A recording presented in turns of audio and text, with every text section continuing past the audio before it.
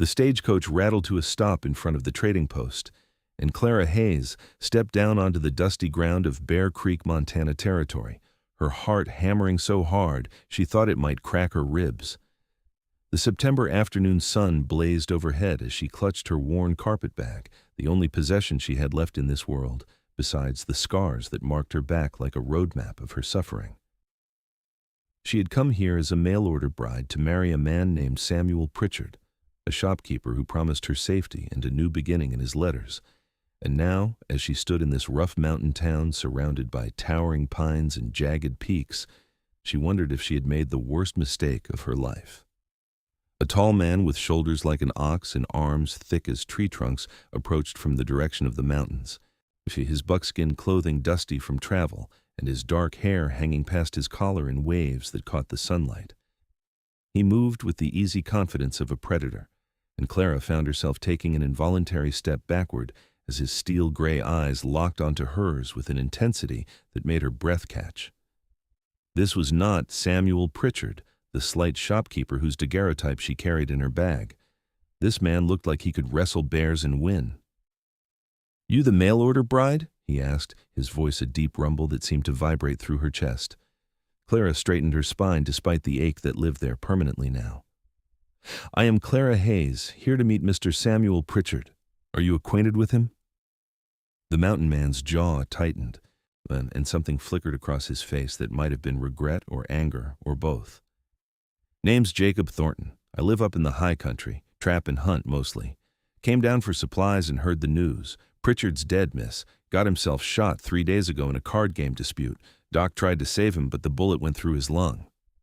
The world tilted sideways, and Clara grabbed the side of the stagecoach to steady herself. Dead.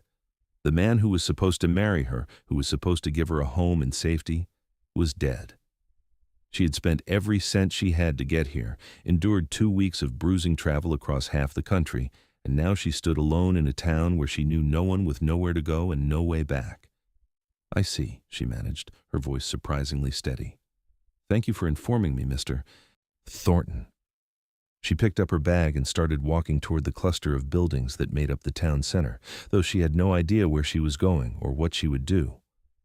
Behind her, she heard heavy footsteps following, and then Jacob Thornton was beside her, easily matching her stride despite her best efforts to outpace him. "Where are you planning to go?" he asked. "That's none of your concern, Mr. Thornton." "There's not many options in Bear Creek for a woman alone. The boarding house is full up with minors, and the only other place is the saloon, which is no place for a lady." Clara stopped walking and turned to face him, tilting her head back to meet his eyes. Up close, she could see the fine lines around those gray eyes, the weathered tan of his skin, the small scar that cut through his left eyebrow. And he was perhaps 30 years old, maybe a year or two more, and there was something in his gaze that made her think he had seen more than his share of hardship. "I appreciate your concern, but I will manage. I always do." His eyes narrowed slightly, studying her face with an attention that made her want to squirm. "You have family you can wire for money to get back home?" The question hit like a fist to her stomach, but Clara kept her expression neutral. Home. What a cruel word. "No family. No home to return to. But I am resourceful, Mr. Thornton. I will find employment here." "Doing what?" "The only work for women in this town is cooking at the boarding house, which old Mrs. Fletcher does, or working at the saloon, which I already told you is no place for a lady, or taking in washing, which barely pays enough to feed yourself, let alone pay for a room."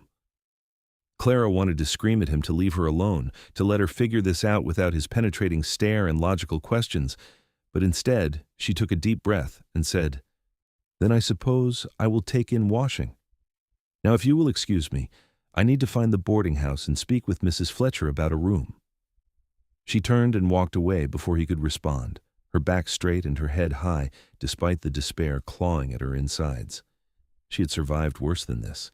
She had survived her father's drunken rages and the strap he used on her back until the skin split and bled. She had survived her stepmother's hatred and her brother's casual cruelty. She had survived being thrown out at 18 with nothing but the clothes on her back. She would survive this too.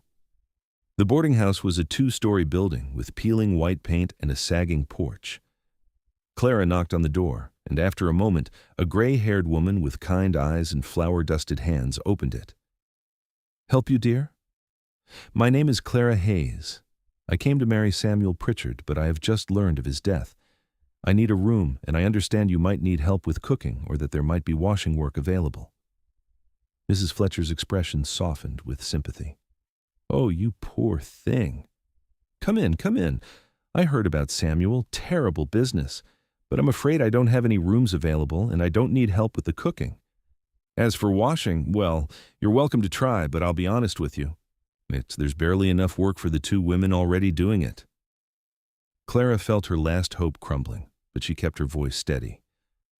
"I see. Thank you for your honesty, Mrs. Fletcher. Might you know of anywhere else I could find shelter for the night?" The older woman hesitated, glancing past Clara to where Jacob Thornton stood in the street, still watching. "There's not much, dear. Jacob there has a cabin up in the mountains, but that's not proper.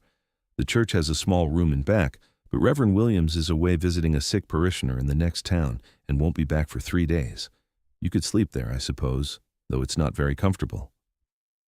"That would be most appreciated. Where might I find the church?" Mrs. Fletcher pointed down the street to a small wooden building with a modest steeple. Clara thanked her and headed in that direction, acutely aware that Jacob Thornton was still following her. When she reached the church, she tried the door and found it locked. "Reverend keeps it locked when he's away," Jacob said from behind her. "Too many drifters coming through who might help themselves to the donation box." Clara closed her eyes and fought the urge to cry. She would not cry. She had not cried when her father beat her bloody, and she would not cry now. "I have a cabin," Jacob said quietly. "Up in the high country, about an hour's ride from here. It's got 2 rooms, and you're welcome to one of them until you figure out what you're going to do. I know it's not proper, but there's no one else around for miles, and it's better than sleeping in the street." Clara turned to look at him, searching his face for any sign of ulterior motives. She had learned the hard way that men who offered help usually wanted something in return, and what they wanted was rarely something she was willing to give. But Jacob Thornton's expression was open and honest, and there was something in his eyes that reminded her of the way her mother used to look at her before she died, a kind of gentle concern that expected nothing back. "Why would you help me?" she asked. He was quiet for a moment, his gaze distant. "My sister was in a bad situation once. No one helped her. She died because of it. I figure if I can help someone else, maybe that balances the scales a little." The raw pain in his voice told Clara this was true, and something in her chest loosened slightly. "I would be grateful for a place to stay, Mr. Thornton. But I insist on contributing. I can cook, clean, and mend. I will earn my keep." "Fair enough, and call me Jacob. Mr. Thornton was my father, and he's been dead 10 years. "Then you may call me Clara." Jacob nodded and gestured toward the trading post. "I need to finish getting my supplies, then we can head up. You'll want warmer clothes than that, though. Gets cold in the mountains at night and winter's coming on fast." Clara looked down at her thin cotton dress, the same one she had worn when she left Kansas City 2 weeks ago. It was one of only 2 dresses she owned, and neither was suitable for mountain weather. "I do not have money for warmer clothes." Jacob studied her for a moment, then nodded. "Come on, we'll figure something out." He led her into the trading post, a cluttered building that smelled of leather and tobacco and coffee. The proprietor, a heavyset man with a bushy beard, looked up from behind the counter. "Jacob, got your order all ready. That'll be $8.40. Jacob pulled out a worn leather pouch and counted out the money, then pointed to a rack of women's clothing in the corner. "Miss Hayes here needs a warmer dress and a coat. What have you got that would fit her?" The proprietor looked Clara up and down with an assessing eye. "Got a wool dress that should do, and a coat that might be a little big but will keep her warm. That'll be another $3. Add it to my bill." "No," Clara said sharply. "I cannot accept that." Jacob turned to her, his expression patient. "You need warm clothes and you don't have money. You can pay me back with your cooking and cleaning like you said. Consider it an advance on your wages." Clara wanted to argue, but the logic was sound, and she knew she had no other choice. "Very well, but I will keep careful account of what I owe you." "Suit yourself." 20 minutes later, they were riding up a narrow mountain trail on Jacob's large bay horse, Clara seated in front of him with her carpet bag tied to the saddle. She tried to hold herself stiff and away from him, but the trail was steep and winding, and she kept sliding backward against his broad chest. Each time she did, he would steady her with one arm, his touch gentle despite the obvious strength in his hands. The cabin appeared as they crested a ridge, a solid structure built of logs with a stone chimney and a covered porch. It sat in a small clearing surrounded by towering pines, with a view of the valley below that took Clara's breath away. Mountains stretched in every direction, their peaks already dusted with early snow, and the sky above was so blue it hurt to look at. "It is beautiful," she said softly. "It's home," Jacob replied, and there was satisfaction in his voice. He helped her down from the horse, and Clara tried not to notice how easily he lifted her as though she weighed nothing at all. Inside, the cabin was simple but clean, with a large main room that served as kitchen and living area, a stone fireplace that dominated one wall, and two doors that led to what she assumed were bedrooms. "You can have the room on the right," Jacob said, carrying her bag over and setting it inside. "It was supposed to be for guests, but I don't get many of those. There's a bed and a chest of drawers, and I'll bring in some extra firewood so you can keep it warm at night." Clara stepped into the room and found it small but comfortable, with a narrow bed covered in a colorful quilt, a simple chest of drawers, and a window that looked out over the mountains. It was more than she had expected, more than she felt she deserved, and for a moment the emotion she had been holding back threatened to overwhelm her. "Thank you," she managed. "This is very kind." Jacob shrugged, looking uncomfortable with her gratitude. "Like I said, I'm glad to have the help. I'm not much of a cook, and this place could use a woman's touch. Now, I need to get the horse settled and bring in some supplies. You rest if you need to, or look around and get familiar with things. I'll start on dinner in about an hour." He left, and Clara stood in the small room, finally alone for the first time since the stagecoach arrived. She sat down on the bed, testing its firmness, and allowed herself one moment of weakness. She had come so close to having nothing, to sleeping in the street or being forced to work in a saloon. But somehow, through what felt like divine providence, she had found shelter with a man who seemed decent and kind. She only hoped it would last. Over the next few days, Clara and Jacob fell into an easy routine. She woke at dawn to cook breakfast, surprised to find that Jacob was always up before her, already out checking his trap lines or hunting. He would return by mid-morning with fresh game, and she would cook it while he tended to various tasks around the cabin. In the afternoons, she cleaned and mended his clothes, shocked by how much wear and tear his rough lifestyle caused. He had shirts with ripped seams and pants with torn knees, and she spent hours carefully repairing them. They did not talk much at first. Jacob seemed like a man more comfortable with silence than conversation, and Clara was not inclined to share her past. But gradually, over dinner each evening, they began to open up in small ways. "How long have you lived up here?" she asked one night as they ate venison stew. 5 years, give or take. Came out here after my sister died and my parents passed. Needed somewhere quiet where I could think. Do you ever get lonely?" He considered the question, his gray eyes thoughtful. "Sometimes, but I've always been more comfortable with animals than people. Animals don't lie or betray you. They just are what they are." Clara understood that sentiment more than she cared to admit. "I have often thought the same thing." "What about you?" he asked. "What made you come all the way out here to marry a stranger?" Clara set down her spoon, her appetite suddenly gone. "I had no other options. My father died when I was young, and my stepmother made it clear I was not welcome in her home after I turned 18. I worked as a housemaid for several years, but the wages were barely enough to survive on. When I saw Mr. Pritchard's advertisement for a mail-order bride, it seemed like the answer to my prayers." "You could have married someone back in Kansas City." "I could have," she agreed, "but the men who expressed interest in me were not men I wished to marry." Something in her tone must have conveyed more than her words, or because Jacob's expression darkened. "They hurt you?" "Some tried. I learned to be careful." He looked like he wanted to ask more questions, but instead he just nodded and went back to his stew. Clara was grateful for his restraint. She was not ready to talk about the scars on her back, the ones that marked her as damaged goods in most people's eyes.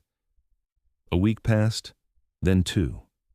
Clara found herself settling into life in the mountain cabin in ways she had not expected. She woke each morning to the sight of the sun rising over the peaks, painting the sky in shades of pink and gold.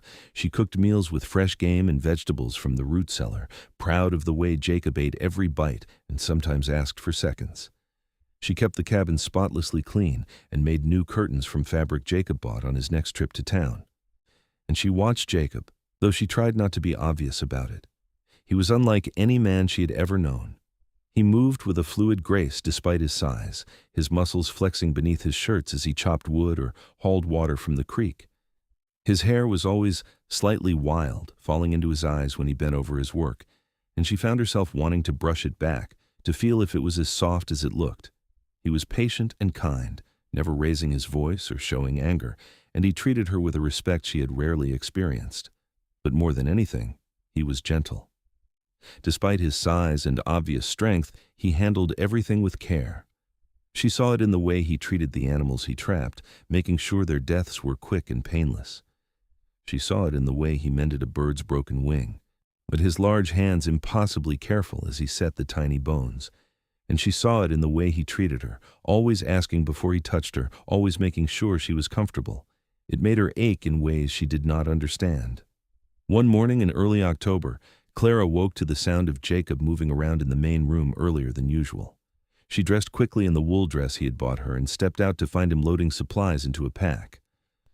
"I need to go check the trap line up on the North Ridge," he said. "It's a full day's trip, so I will not be back until late tonight. Will you be all right here alone?" Clara nodded. "Of course. I have plenty to keep me occupied." He hesitated, as if he wanted to say something more, then just nodded and headed out. Clara watched from the window as he disappeared into the trees, feeling strangely bereft without his presence. She kept herself busy throughout the day, baking bread and doing laundry in the large tub behind the cabin. The physical work felt good, and she found herself humming as she hung the clothes to dry. It was only when she reached up to pin a shirt to the line that she felt a sharp pull across her back, and the old pain flared hot and bright. She gasped and dropped the shirt, her hands instinctively reaching for her back. The scars there had healed years ago, but they were still tender, and sometimes the scar tissue would pull and ache. Usually she could ignore it, but today it was worse than usual, a burning sensation that made her eyes water. She managed to finish hanging the laundry, then went inside to lie down on her bed, hoping rest would help. But the pain only grew worse, a throbbing ache that spread across her entire back. She tried to reach the spot that hurt the worst, but it was too far up between her shoulder blades and she could not quite touch it. Hours passed, the pain did not lessen. Clara lay on her stomach on the bed, tears of frustration leaking from her eyes. She had been so careful, so cautious about not overextending herself, but apparently that had not been enough. The sun was setting when she finally heard Jacob return.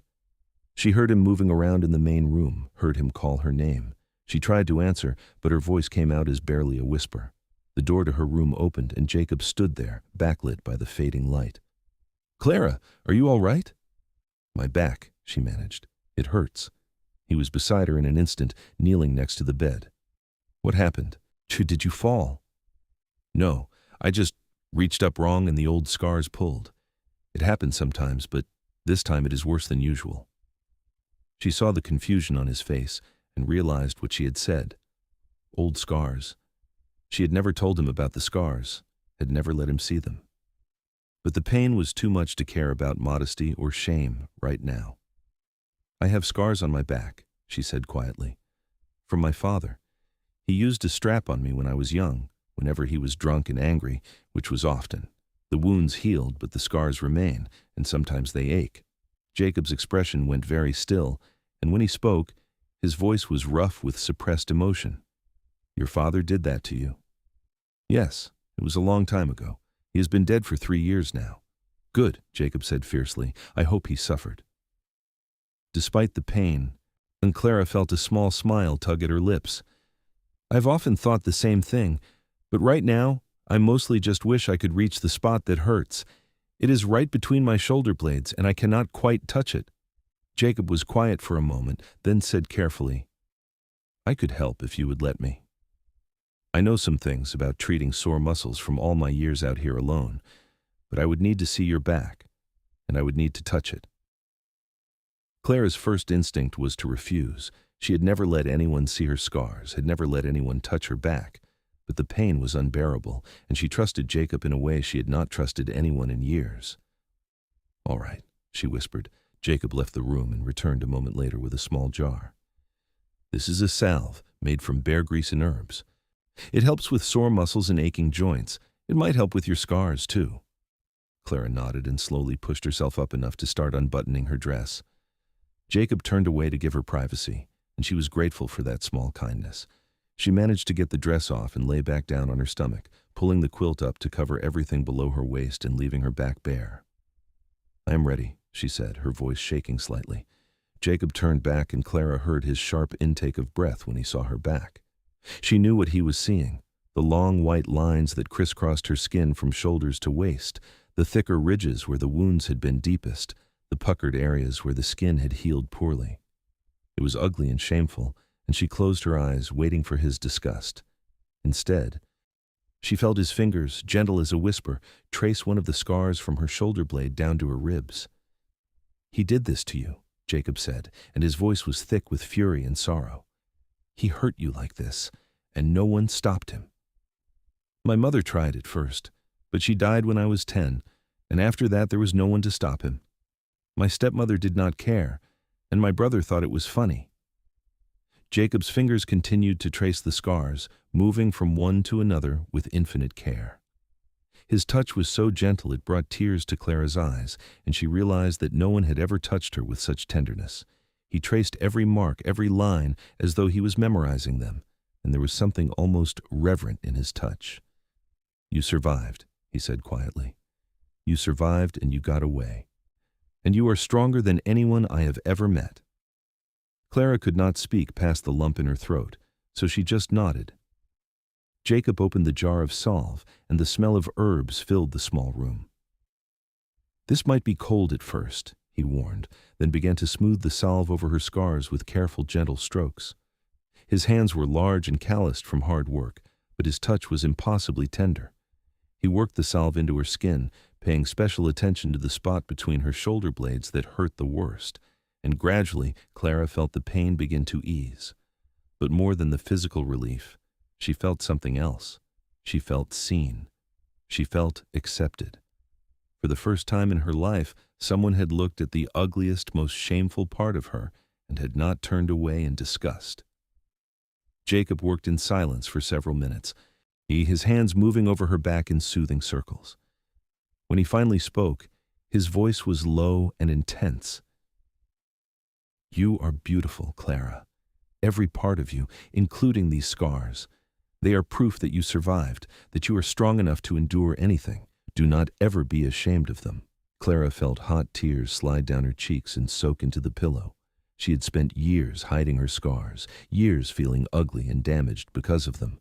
But Jacob's words, spoken with such fierce conviction, began to crack the walls she had built around her heart. "Thank you," she whispered. Jacob continued to work the salve into her skin for a few more minutes, then carefully pulled the quilt up to cover her shoulders. "Rest now. The salve will help, and by morning the pain should be much better."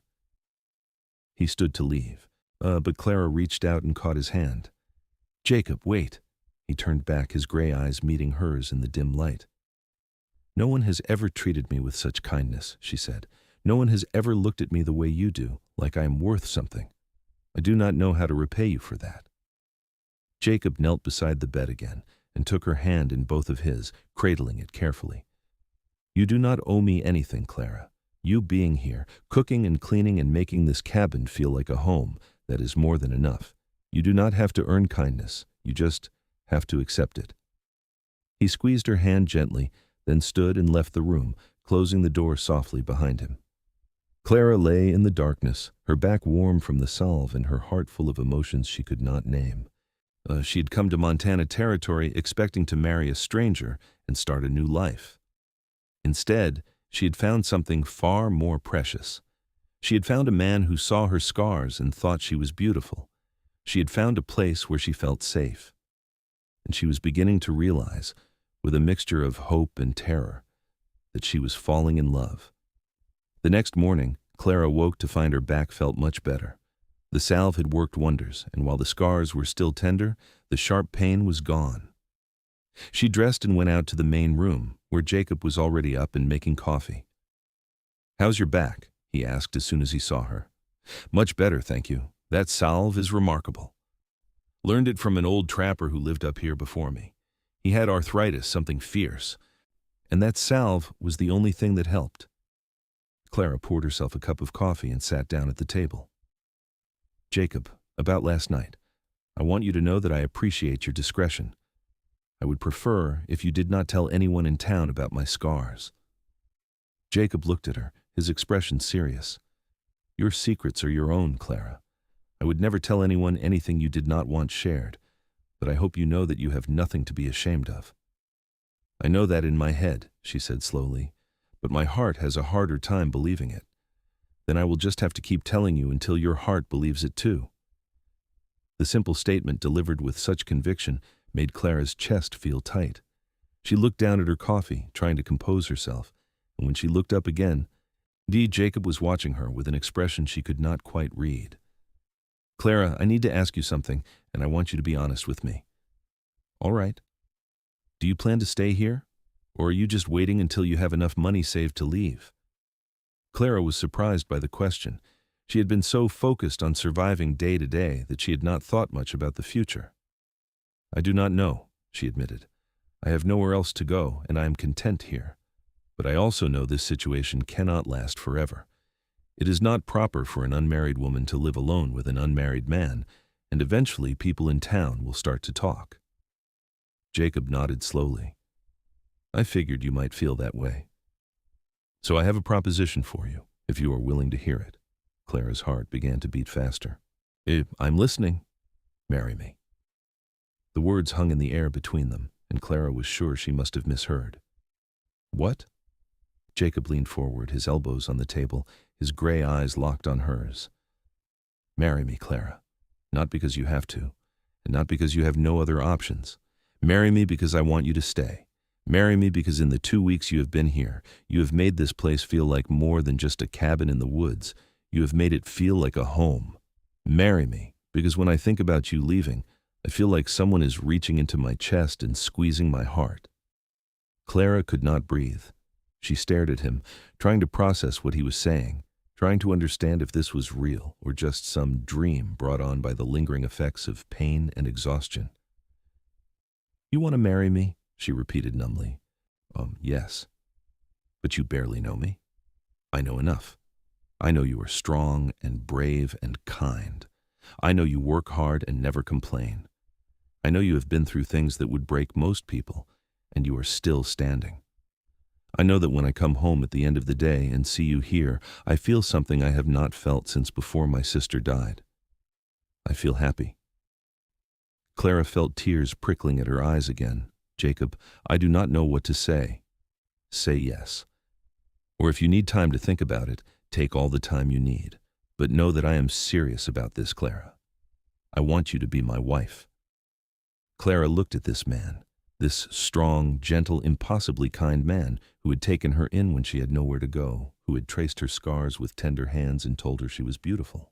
Yet who was now offering her exactly what she had come to Montana Territory looking for: a home, a husband, a future. "Yes," she whispered, "yes, I will marry you." Jacob's face split into a grin so wide and genuine that it transformed his whole appearance. He reached across the table and took both her hands in his, and Clara felt the calluses on his palms, the warmth of his skin, the strength in his grip. "You will not regret this," he said. "I swear to you, Clara, I will spend every day of my life making sure you never regret this." "I believe you," she said, and realized with a start that she meant it. They rode down to Bear Creek 3 days later to see Reverend Williams, who had returned from his trip. The Reverend was a kindly man in his 60s with twinkling eyes and a warm smile, and he seemed genuinely pleased to perform the ceremony. "I am glad to see something good come out of the tragedy of Samuel's death," he said as he prepared the marriage certificate. "Jacob, I have known you for 5 years now, and I have never seen you look happier than you do right now." "That is because I have never been happier," Jacob replied, squeezing Clara's hand. They were married in the small church with only Reverend Williams and his wife as witnesses. Clara wore her best dress, the one she had brought with her from Kansas City, and Jacob had trimmed his hair and shaved, though he left the slight beard that Clara secretly liked. The ceremony was simple and brief, but when Jacob slipped a plain gold band on her finger and said his vows in that deep, steady voice, Clara felt tears sliding down her cheeks. "I promise to protect you, to provide for you, and to cherish you for all the days of my life," Jacob said, looking directly into her eyes. "I promise that you will never have to be afraid again, and that you will always have a home with me." When it was Clara's turn, she took a shaky breath and said, "I promise to be a good wife to you, to care for you and support you. I promise to trust you and to build a life with you. And I promise that I will love you for as long as I draw breath." The words surprised her even as she said them, because she had not planned to mention love. But as she looked at Jacob, at the way his eyes softened when he looked at her, at the gentleness in his expression, she realized it was true. She did love him. And she had fallen in love with this mountain man who had shown her more kindness in 2 weeks than she had received in her entire life before. "You may kiss your bride," Reverend Williams said with a smile. Jacob cupped Clara's face in his large, gentle hands and bent down to kiss her. It was soft and sweet and tender, and Clara felt something inside her chest unfurl like a flower opening to the sun. They were married. After the ceremony, they stopped at the trading post to pick up supplies, and word of their marriage spread through the small town with remarkable speed. Mrs. Fletcher hugged Clara and told her she was happy for her. The proprietor of the trading post congratulated Jacob with a hearty slap on the back. Even the grizzled old miners who spent their days panning for gold in the nearby creek offered their well wishes. As they rode back up to the cabin, Clara found herself marveling at how much her life had changed in just 3 weeks. She had arrived in Bear Creek expecting to marry a stranger, only to find him dead. She had thought herself destitute and alone, but now she wore a gold ring on her finger and had a husband beside her. And when she looked at the cabin coming into view through the trees, she thought of it not as a temporary shelter, but as her home. That night, after they had eaten dinner and put away the supplies, Jacob added extra wood to the fire and turned to Clara. "I want you to know that I do not expect anything from you tonight, or any night until you are ready. I meant what I said in my vows. I will protect you and cherish you, and part of that means respecting your boundaries." Clara felt her throat tighten with emotion, and she had been nervous about their wedding night, unsure what Jacob would expect. But once again, he had shown her the kindness and consideration that seemed to be as natural to him as breathing. "Thank you," she said softly. "That means more to me than you know." Jacob nodded and stood. "I will sleep out here by the fire tonight. You take the bedroom." "Jacob, wait." Clara stood as well, her heart pounding. "I do not want you to sleep by the fire. We are married now. We should share the bedroom." "Are you sure?" Clara took a deep breath and nodded. "I am sure. I trust you." Something flickered in Jacob's eyes, something warm and tender and deeply moved. He crossed the room and took her hand, bringing it to his lips and pressing a gentle kiss to her knuckles. "Then let us go to bed, wife." They prepared for bed separately, Clara changing into her nightgown in the bedroom, while Jacob banked the fire and changed in the main room. When he finally entered the bedroom, Clara was already under the covers, her heart racing. Jacob climbed in beside her, and the bed dipped under his weight. For a moment they lay in the darkness, not touching, just breathing in tandem. Then Jacob said quietly, "Come here." Clara shifted closer, and Jacob wrapped his arm around her, pulling her against his chest. She could feel the warmth of him through the thin fabric of her nightgown, could hear the steady beat of his heart beneath her ear. His hand came up to stroke her hair, the gesture so tender it made her want to cry. "Is this all right?" he asked. "Yes," Clara whispered. "This is perfect." They lay like that until Clara fell asleep, feeling safer and more content than she had ever felt in her life. Over the following weeks, Clara and Jacob settled into married life with an ease that surprised them both. Clara continued to cook and clean, but now she added her own touches to the cabin. She made new quilts for the bed, using scraps of fabric Jacob bought for her in town. She planted a small herb garden near the cabin, knowing that the plants would not grow until spring, but wanting to prepare anyway. She even convinced Jacob to help her build a small chicken coop, and they bought 6 hens from a farmer in the valley. Jacob, for his part, seemed to bloom under Clara's attention.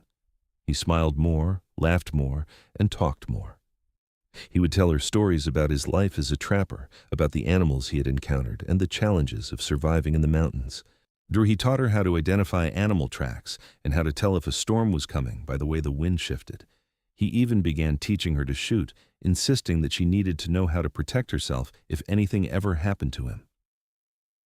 "Nothing is going to happen to you," Clara said as she aimed the rifle at a target Jacob had set up. "Probably not," he agreed, "but it makes me feel better knowing you can take care of yourself." Clara squeezed the trigger, and the rifle kicked against her shoulder. The shot went wide, missing the target by several feet, and she sighed in frustration. "Here," Jacob said, moving behind her. He wrapped his arms around her, adjusting her grip on the rifle and showing her how to line up the sights. "Breathe in, let half the breath out, then squeeze the trigger gently." Do not pull it," Clara tried again, acutely aware of Jacob's solid presence behind her, his chest pressed against her back, his breath warm on her neck. This time, the shot hit the edge of the target, and she let out a whoop of triumph. "I did it!" Jacob laughed and spun her around, lifting her off her feet in a hug. "You are a natural. Give it a few more weeks and you will be out shooting me." Clara laughed too, her arms around his neck, and when Jacob set her down, their faces were inches apart. The laughter faded, replaced by something else, something that made Clara's breath catch. Jacob's eyes darkened, and he slowly, carefully, lowered his head to kiss her. This kiss was different from the one at their wedding. This was deeper, more intense, and Clara felt heat pooling low in her belly. Jacob's hands came up to cup her face, and she pressed closer to him, craving more of his warmth, more of his touch. When they finally broke apart, both breathing hard, Jacob rested his forehead against hers. "Clara, I need you to know something." "What?" "I love you. I think I started falling in love with you the day I met you, when you stood in front of me with your chin up and your eyes defiant, refusing to let the world break you. And every day since then, I have fallen more in love with you. You are the best thing that has ever happened to me, and I thank God every night that you said yes to marrying me." Clara felt tears streaming down her face, but for once they were tears of joy, not pain. "I love you too, Jacob. I love you so much it scares me sometimes. I never thought I could feel this way about anyone." Jacob kissed her again, soft and sweet, then took her hand and led her back toward the cabin. "Come on, it is getting cold out here, and I want to spend the rest of the afternoon showing my wife just how much I love her." Clara's cheeks heated, but she let him lead her inside, and when he closed the door behind them, shutting out the world, she knew that whatever happened next, she was ready. That night, they became husband and wife in truth. Jacob was patient and gentle, taking his time to ensure Clara's comfort, and when it was over, Clara lay in his arms feeling transformed. The scars on her back still marked her skin, but they no longer seemed to define her. She was more than her past, more than the pain she had endured. She was Jacob's wife, and she was loved. As autumn deepened into winter, life in the mountains took on a new rhythm. Snow began to fall in earnest, covering the ground in a thick white blanket and transforming the landscape into something out of a fairy tale. Jacob showed Clara how to snowshoe, and they would go on long walks through the winter woods, marveling at the beauty around them. Clara had never been happier. She woke each morning beside her husband, cooked meals with ingredients from their own stores, and spent her evenings curled up by the fire with Jacob, reading or talking or simply enjoying each other's company. The cabin that had once seemed small now felt cozy and perfect, exactly the right size for two people in love. One evening in late November, as they sat by the fire after dinner, Clara realized that her monthly courses were late. Very late. She'd been so caught up in her new life that she had not paid attention, but now that she thought about it, and she was more than 2 weeks overdue. "Jacob," she said carefully, "I think I might be with child."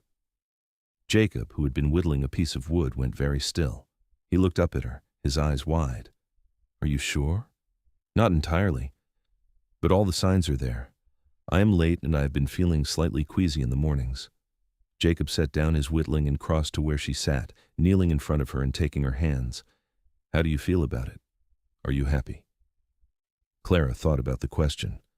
A few months ago, the thought of having a child would have terrified her. But now, married to Jacob and safe in their mountain home, she found that the idea filled her with joy.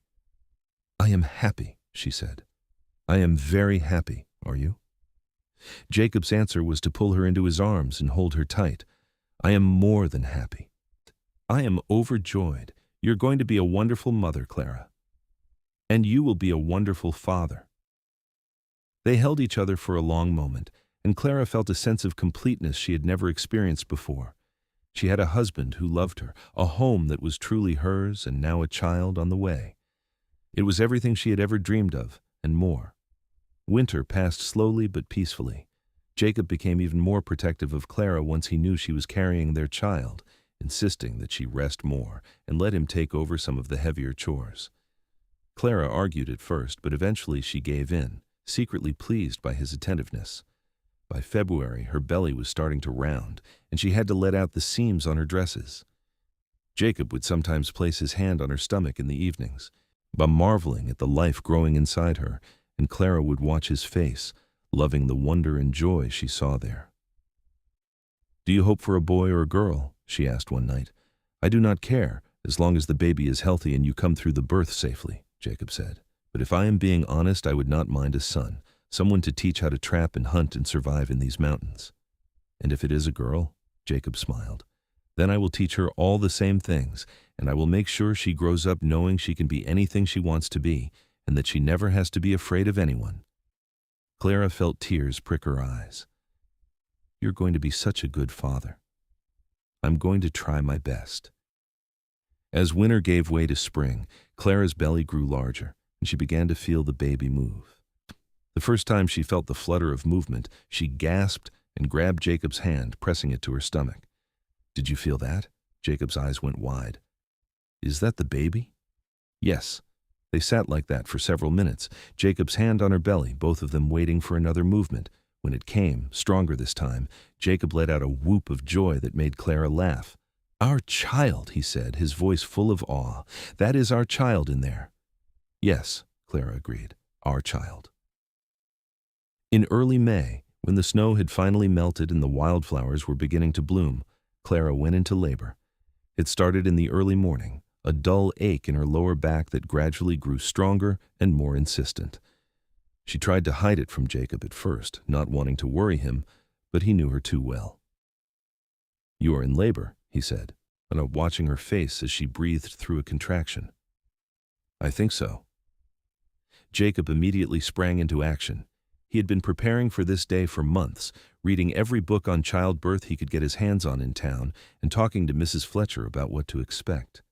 He helped Clara into the bedroom and got her comfortable, then began heating water and gathering clean linens. The labor was long and difficult. Clara had known it would be painful, but nothing could have prepared her for the reality of it. Wave after wave of pain crashed over her, and she gripped Jacob's hand so hard she was sure she must be hurting him. But he never complained, never left her side.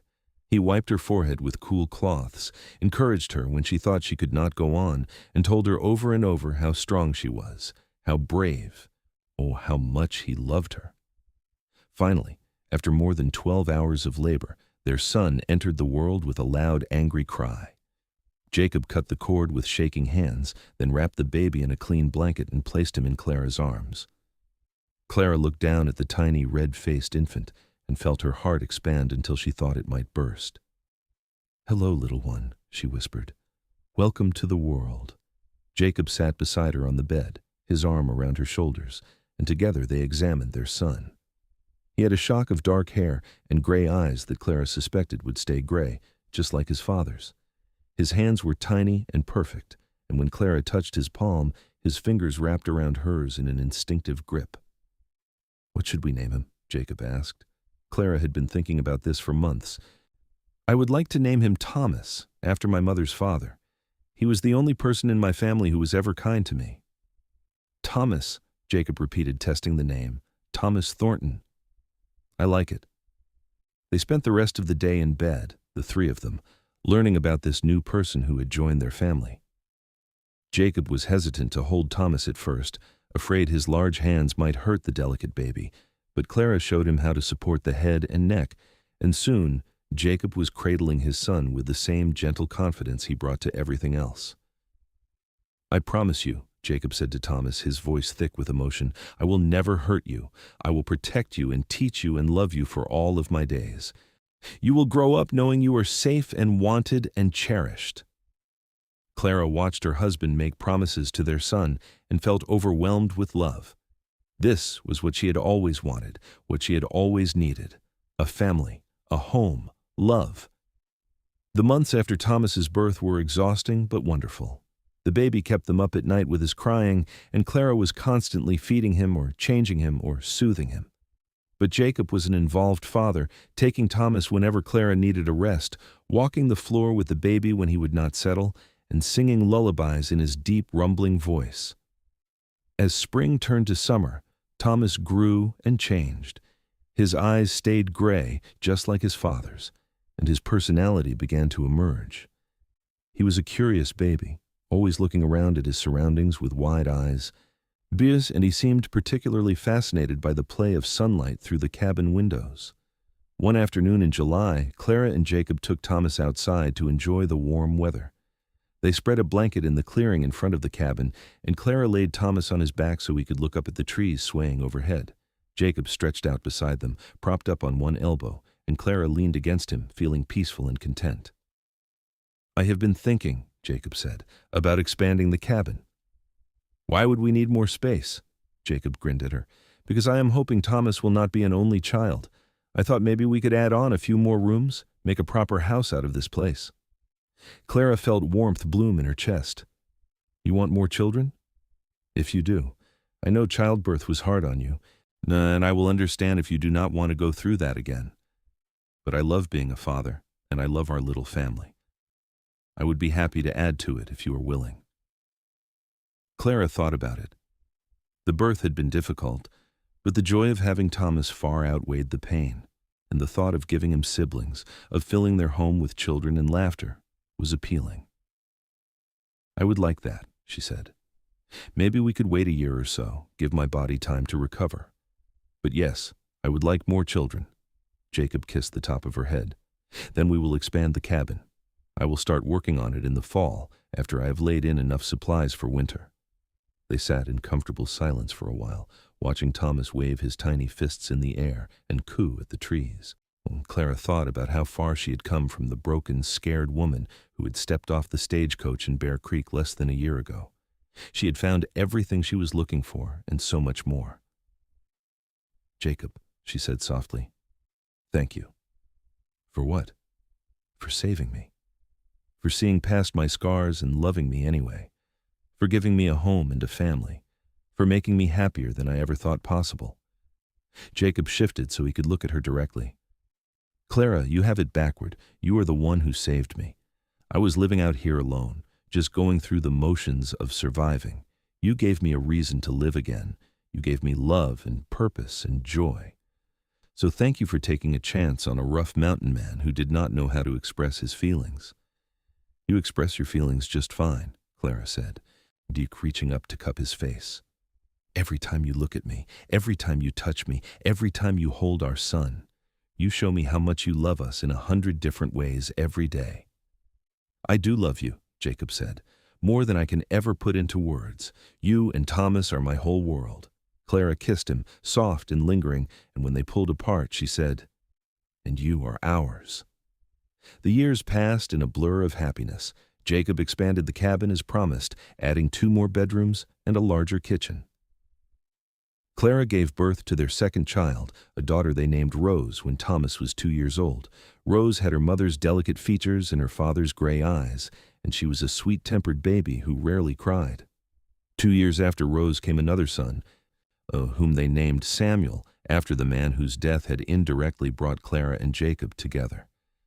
Samuel was a stocky, energetic child who was into everything from the moment he could crawl, and he kept Clara on her toes.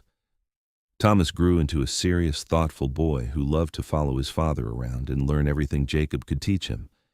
He was gentle with his younger siblings and showed an early aptitude for tracking and hunting. Rose was quieter, preferring to help Clara in the house or tend to the expanding garden they had planted. Samuel was the wild one, always climbing trees or chasing animals or getting into mischief. Jacob proved to be everything he had promised as a father. He was patient and kind, teaching his children about the mountains and the animals that lived there.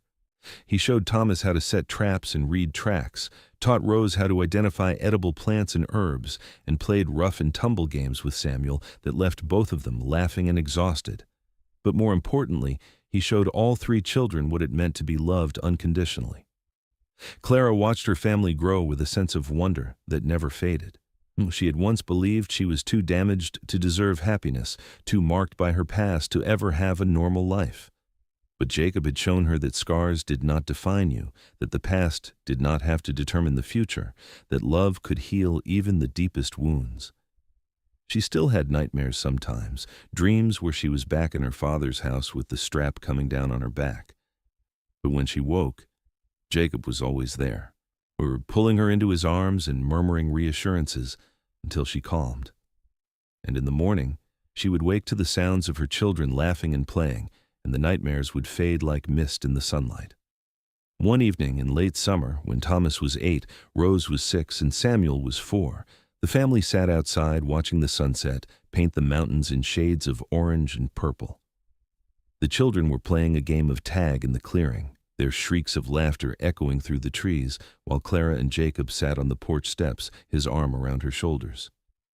"Do you ever think about what your life would have been like if Samuel Pritchard had not died?" Jacob asked. Clara considered the question. "Sometimes, but I cannot imagine being married to anyone but you. I think things worked out exactly the way they were supposed to." "Even though you went through so much pain to get here?" Clara turned to look at him. "Especially because of that. The pain made me appreciate the happiness more. And it brought me to you." Jacob pulled her closer and kissed her temple. "I love you, Clara Thornton." "I love you too, Jacob Thornton." They sat together as the sun sank below the mountains and the stars began to emerge, one by one, in the darkening sky.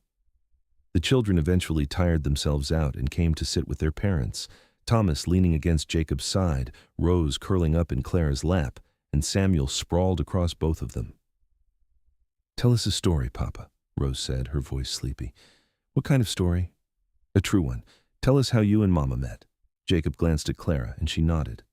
Over the years, they had told the children an abbreviated version of their meeting, leaving out the more painful details. But maybe it was time to tell them the whole truth, or at least a version of it they could understand. "Well," Jacob began, "it all started when your mama came to Bear Creek on a stagecoach, looking for a new beginning. She was the bravest, strongest woman I had ever seen, and even though she was going through a difficult time, she never gave up. When I met her, I knew right away that she was special, so I offered to help her and she agreed to come live at our cabin. We got to know each other and I fell in love with her, so I asked her to marry me, and she said yes. And that is how we became a family." "That is a good story," Samuel said, yawning. "It is a true story," Jacob corrected. "The best story of my life." Clara felt tears prick her eyes. Even after all these years, Jacob's love for her never failed to move her. She looked at her children, at their sleepy faces and innocent eyes, and thought about how different their childhoods were from hers. They would never know the kind of pain she had experienced. They would grow up in a home filled with love and laughter, safe and protected and cherished. "Come on," she said softly. "Time for bed." They herded the children inside and got them settled in their rooms, Thomas and Samuel sharing one and Rose in the other. Clara tucked Rose in first, kissing her forehead and pulling the quilt up to her chin. "Mama," Rose said as Clara was about to leave. "Yes, sweetheart?" "I love our family." Clara felt her heart swell. "I love our family too, Rose." "Very much." In the boys' room, Jacob was finishing up with Thomas and Samuel. He had read them a story, and both boys were already half asleep. Clara watched from the doorway as Jacob kissed each of them goodnight, his big hands impossibly gentle as he smoothed their hair back from their foreheads. "Sleep well, boys," he said softly. Clara and Jacob retreated to their own bedroom, and as they got ready for bed, Clara caught sight of herself in the small mirror on the dresser. She was 30 years old now, with fine lines around her eyes and a few strands of gray in her dark hair. Her body bore the marks of bearing 3 children, and the scars on her back were still there, faded but visible. But when she looked at her reflection, she did not see someone broken or damaged. She saw a woman who had survived, a woman who was loved, a wife, a mother, a person of worth and value. "What are you thinking about?" Jacob asked, coming up behind her and wrapping his arms around her waist. "I'm thinking about how grateful I am," Clara said, leaning back against him, "for you, for our children, for this life we have built together. I am thinking that I am the luckiest woman in the world." Jacob turned her to face him and cupped her face in his hands. "I am the lucky one, Clara. You came into my life when I had given up on ever being happy again, and you showed me what love could be. You gave me a family. You gave me everything." He kissed her then, deep and passionate, and Clara melted into him, still amazed after all these years at how much she loved this man. When they finally pulled apart, Jacob traced his fingers over her cheek, down her neck, and across her shoulders, the same gentle touch he had used to trace her scars on that first night. "You are beautiful," he said, just as he had said then, "every part of you." Clara smiled through her tears. "And you are the best man I have ever known." They climbed into bed and held each other in the darkness, listening to the night sounds outside the window. An owl hooted in the distance. The wind rustled through the pines. Somewhere, one of the children murmured in their sleep. "Jacob?" Clara said softly. "Yes?" "Do you think we could have one more child? I know we said 3, but I have been thinking lately that our family does not quite feel complete yet." Jacob was quiet for a moment, then said, "Are you sure?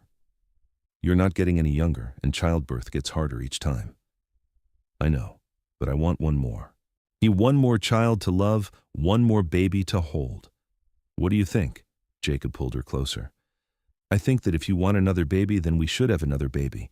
I will never deny you anything that makes you happy, Clara." Clara kissed him. "Thank you. Although," Jacob added, a hint of laughter in his voice, "if this one is another boy, we are going to be seriously outnumbered." Clara laughed too. "We will manage. We always do." And they did. 10 months later, Clara gave birth to their 4th and final child, a daughter they named Emma. She had dark hair like her mother and a sunny disposition that brightened every room she entered. With Emma's arrival, their family felt complete, and Clara knew that this was the life she had always been meant to have. The years continued to pass, each one bringing new joys and challenges. Thomas grew tall and strong like his father, eventually taking over much of the trapping and hunting duties. Rose developed a talent for healing, learning everything she could about medicinal herbs and becoming the person everyone in their remote corner of the mountains came to when they were sick or hurt. Samuel, true to his energetic nature, became an expert horseman and spent his days exploring every corner of the territory. And Emma, the baby of the family, was the heart of them all, the one who could make everyone laugh even on the hardest days. Clara and Jacob grew older together, their love deepening with each passing year. The passion of their early days never faded, but it was joined by something even stronger, a partnership built on trust and respect and shared experiences. They knew each other better than they knew themselves, could communicate with a glance or a touch, and after 20 years of marriage, Clara still felt her heart skip a beat when Jacob walked into a room. One autumn evening, when the children were all grown or nearly so, Clara and Jacob sat on the porch watching the sunset just as they had done countless times before. Thomas was out checking the trap lines. Rose was in town helping the doctor with a difficult birth. Samuel was off exploring some new territory he had heard about, and Emma, now 14, was inside preparing dinner. "We did well," Jacob said, taking Clara's hand. "We did," Clara agreed. "I never imagined when I stepped off that stagecoach all those years ago that this would be my life." "No regrets?" "Not a single one." "What about you?" Jacob raised her hand to his lips and kissed her knuckles, just as he had done on their wedding night. "My only regret is that I did not meet you sooner, but I am grateful for every single day I have had with you, Clara. You made my life worth living." Clara felt tears slide down her cheeks, but they were good tears, happy tears. You saved me, Jacob. In every way a person can be saved. You saw my scars and thought I was beautiful. You gave me a home and a family and a reason to believe in love again. I will never be able to thank you enough for that. You thank me every day just by being here, Jacob said, by being you, by loving me and our children. That is all the thanks I will ever need. They sat in comfortable silence as the sun sank below the horizon and the first stars appeared. Inside, Emma was humming a tune as she cooked, and the smell of stew wafted out through the open door. The mountains stretched out before them, eternal and unchanging, and Clara thought about how this view had become as familiar to her as breathing. "Do you remember that first night?" she asked, "when my back hurt and you used that salve?" "I remember," Jacob said softly. "I remember thinking that anyone who could survive what you had survived was the strongest person I had ever met. And I remember tracing those scars and wanting to find everyone who had ever hurt you and make them pay." "I am glad you did not," Clara said. "Violence would not have changed anything. But your gentleness, your love, that changed everything. You showed me that not all men are cruel. You showed me what a good man looks like." Jacob turned to her, his gray eyes serious. "Clara, I need you to promise me something." "What?" "When I'm gone, I want you to remember how much I loved you. I want you to remember all the good times we had, all the memories we made, and I want you to know that you were the best thing that ever happened to me." "Jacob, do not talk like that. You are not going anywhere. We are both getting older, Clara. I am 50 now, and you are 40. We need to think about these things." "Then I need you to promise me the same thing," Clara said firmly. "Promise me that when I am gone, you will remember how happy you made me. Promise me you will remember that I loved you with all my heart and that my life with you was better than anything I ever dreamed of." "I promise," Jacob said, his voice rough with emotion. They sat together until the sky was fully dark and the stars blazed overhead in brilliant profusion. Emma called them in for dinner, and they went inside to their warm cabin, their home, and sat down to eat with their youngest daughter. The conversation was light and full of laughter, and Clara looked around the table, at the sturdy walls Jacob had built, at the quilts she had made, at their daughter's smiling face, and thought that this was what happiness looked like. This was what love looked like. The years continued their steady march. Clara and Jacob celebrated their 25th wedding anniversary with all 4 children present, a rare occurrence now that Thomas, Rose, and Samuel had families of their own. They gathered at the cabin, spilling out onto the porch and into the yard, and Clara looked at her grandchildren, 6 of them now with more on the way, and marveled at how much her life had changed. "Speech, speech," Samuel called, raising his glass. Jacob stood, pulling Clara up with him. "I'm not much good with words," he began, and their children laughed because they had heard him say this 1,000 times. "But I want to say how grateful I am for this family. 25 years ago I married the most remarkable woman I had ever met, and every day since then has been a blessing. Clara, you are my heart, my home, my everything. I love you more today than I did on our wedding day, and I will love you until my last breath." Clara wiped away tears as everyone applauded. "My turn?" she asked, and Jacob nodded.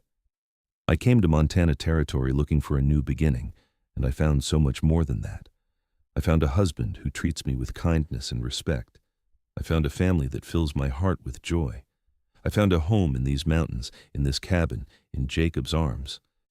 And I found out that it is never too late to heal, to love, to be happy.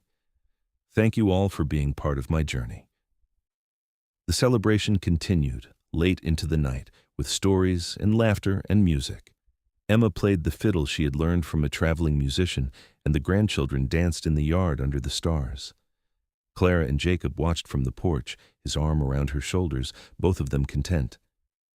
"This is everything I ever wanted," Clara said softly. "Me too," Jacob agreed. "Me too." They lived for many more years in their mountain cabin, watching their children and grandchildren grow, seeing the world change around them while their love remained constant. Jacob's hair turned gray, and his movements slowed, but his strength never truly left him, and he remained the same gentle, protective man Clara had fallen in love with all those years ago. Clara's hair turned silver, and her back ached more often now, the old scars reminding her of where she had come from. But the pain was distant, a memory rather than a present reality, and she rarely thought about her father or her difficult childhood anymore. That was the past, and she lived firmly in the present, surrounded by love.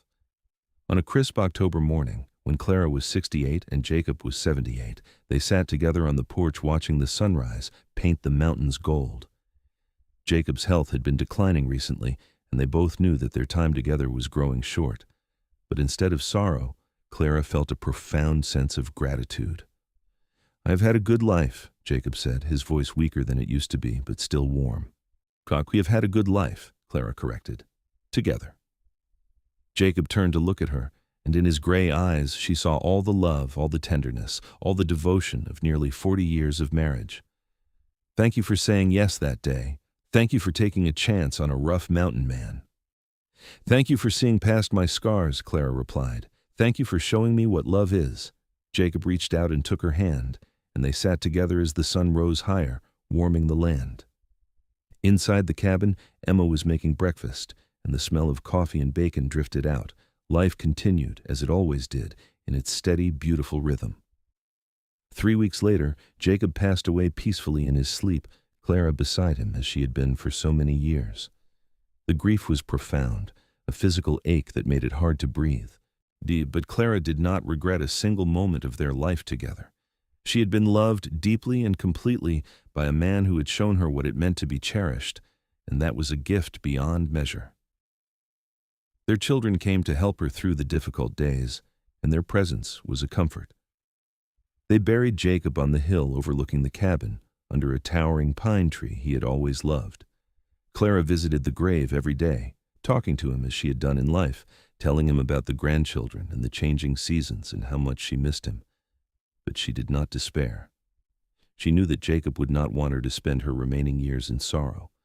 So she continued to live, continued to find joy in the small things, a grandchild's laughter, the first snowfall of winter, the way the sun caught the mountains at dawn. And she remembered. She remembered a September day when she stepped off a stagecoach with nothing but a carpet bag and a scarred back. She remembered a mountain man with gray eyes and gentle hands who had offered her shelter. She remembered the moment he traced her scars and told her she was beautiful. She remembered falling in love, building a family, creating a life that exceeded her wildest dreams. She remembered it all, and she was grateful. Clara lived for 5 more years after Jacob's death, surrounded by her children and grandchildren, secure in the knowledge that she was loved. And when her own time came, on a peaceful spring morning with wildflowers blooming outside the cabin windows, she went without fear. She had lived a full life, a happy life, a life worth living. And she knew that wherever Jacob was, he was waiting for her, ready to wrap his arms around her once more and welcome her home. In the end, Clara Hayes Thornton, the mail-order bride with the scarred back who had once thought herself unworthy of love, was remembered not for her pain but for her strength, not for her scars but for her courage, not for what she had suffered, but for how much she had loved and been loved in return. Her story became a legend in the mountains, passed down through generations. The story of a woman who survived, who found love in unexpected places, who built a family and a legacy that endured long after she was gone. And in that cabin on the mountain, where 4 generations had been born and loved and thrived, her presence could still be felt on quiet evenings when the sun painted the peaks gold and the wind whispered through the pines. She was there in the quilts that still warmed the beds, in the herb garden that still bloomed each spring, in the love that continued to fill every corner of the home she had made. She was there in the stories told by firelight, in the laughter of children, in the enduring proof that love can heal even the deepest wounds, that gentleness is its own kind of strength, and that every person, no matter how scarred, deserves to be loved exactly as they are. Clara and Jacob's love story became more than just a tale of 2 people who found each other against the odds. It became a testament to the power of kindness, the healing nature of unconditional love, and the truth that sometimes the most beautiful beginnings come from the most painful endings. Their 4 children carried their legacy forward, teaching their own children the lessons they had learned, to be kind, to be strong, to protect those who need protecting, and above all, to love fiercely and without reservation. The cabin stood for another 100 years, weathering storms and seasons, a monument to the life Clara and Jacob had built together. And though eventually the logs rotted and the roof caved in, returning to the earth from which they came, the love that had filled that home never faded. It lived on in the descendants who scattered across the territory and beyond, carrying with them the knowledge that they came from strength, from courage, from a love that had conquered pain and fear and created something beautiful. And if on certain nights when the moon was full and the mountains were silver with snow, travelers passing through that remote corner of Montana territory reported seeing lights in the windows of the old cabin ruins, or hearing laughter echoing through the trees, or catching a glimpse of two figures standing on the porch, arms around each other, watching the sunset. Well, perhaps that was just the wind playing tricks. Or perhaps it was Clara and Jacob, together still, as they had promised to be, proving that true love never really ends. It simply transforms, becoming part of the landscape, part of the mountains, part of the very air itself, eternal and unchanging and real. This was their story. The mail-order bride with the scarred back and the mountain man with gentle hands, two broken souls who found each other and became whole, two lonely hearts that joined and created a family. Two lives that intertwined so completely that even death could not separate them. It was a love story for the ages, set against the wild beauty of the Montana territory, written in starlight and sealed with a kiss that echoed through eternity. And for anyone who knew the true story, who heard the details passed down through the generations, one thing was abundantly clear. Love, real love, the kind that sees past scars and wounds and pain, the kind that offers gentleness instead of cruelty, acceptance instead of judgment, that kind of love can change everything. Clara had stepped off a stagecoach expecting one life and found another, infinitely better one. She had come looking for safety and found passion. She had hoped for security and discovered joy. She had wanted a new beginning and was given a fairy tale, though one that felt real and lived in and true. And Jacob, the lonely mountain man who had thought his heart too damaged to ever love again, who had buried himself in the wilderness to escape his pain, found that sometimes salvation comes in unexpected packages, that sometimes the person you save ends up saving you right back, that sometimes love finds you even when you are not looking for it, especially when you are not looking for it. Their story was proof that it is never too late, that you are never too broken, that the scars you carry do not define you but refine you, making you stronger, making you more capable of appreciating the good when it finally comes. As the years rolled on and the Montana territory became the state of Montana, as the Wild West was tamed and the frontier became settled, as the old ways gave way to the new, the story of Clara and Jacob remained, a touchstone, a reminder of a time when love was simple and true and strong enough to overcome anything. And in the hearts of those who knew them, who loved them, who carried their legacy forward into the future, they lived on, forever young, forever in love, forever proof that even in the hardest times, in the roughest places, in the most unlikely circumstances, love can bloom and thrive and create something transcendent and beautiful and eternal. This was their gift to the world. Hope.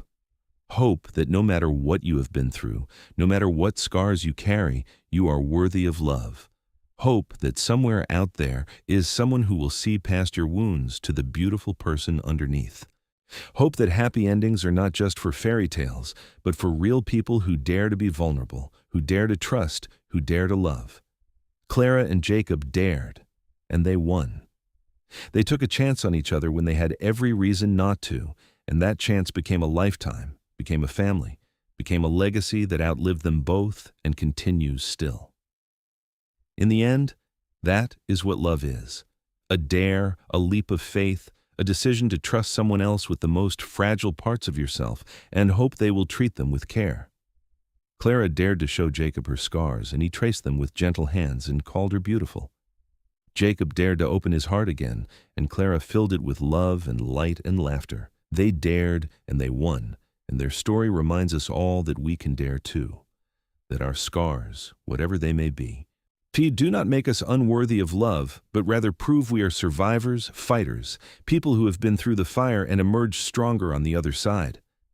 This is the story of Clara Hayes Thornton and Jacob Thornton, the mail-order bride with the scarred back and the mountain man with gentle hands, who found each other in the Wild West and created a love that lasted not just a lifetime but forever, echoing through the mountains they called home, a testament to the enduring power of gentleness, kindness, and unconditional love. And they lived, and they loved, and when their story finally ended, it ended not with tears but with smiles, not with regret but with gratitude, not with an ending but with a beginning, as their love passed on to their children and their children's children, multiplying and spreading, touching lives they would never know, proving that love, true love, never really dies. It just grows.